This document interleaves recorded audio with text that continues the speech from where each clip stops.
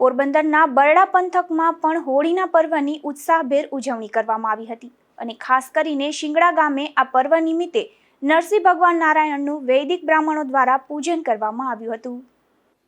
ઉતાસણીના પાવન પર્વ નિમિત્તે પોરબંદરના ગ્રામ્ય વિસ્તારોમાં પણ રંગેચંગે ઉત્સવ ઉજવવામાં આવ્યો હતો, જેમાં પોરબંદર તાલુકાના શિંગડા એટલે કે વિશ્રામ દ્વારિકા ગામે ઉતાસણી પ્રાગટ્ય પહેલા સૌપ્રથમ નરસિંહ ભગવાન નારાયણનું વૈદિક બ્રાહ્મણો દ્વારા પૂજન કરવામાં આવ્યું હતું।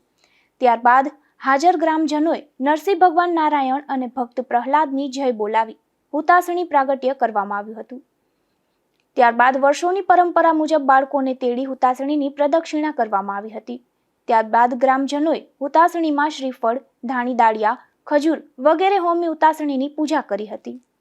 તેવી જ રીતે બગવદર, મજીવાણા, ખાંભોદર અને મોઢવાડા સહિતના ગામોમાં પણ ગ્રામજનોએ ભારે લાકડા ગોઠવી અને વૈદિક પરંપરાથી ઉતાસણી પ્રાગટ્ય કર્યું હતું।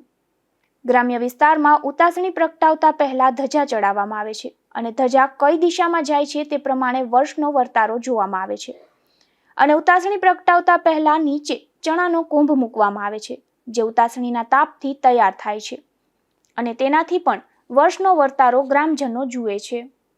એકંદરે ગ્રામ્ય વિસ્તારોમાં સૌ ગ્રામજનો દ્વારા હર્ષ અને ઉલ્લાસથી ઉતાસણીની ઉજવણી કરવામાં આવી હતી।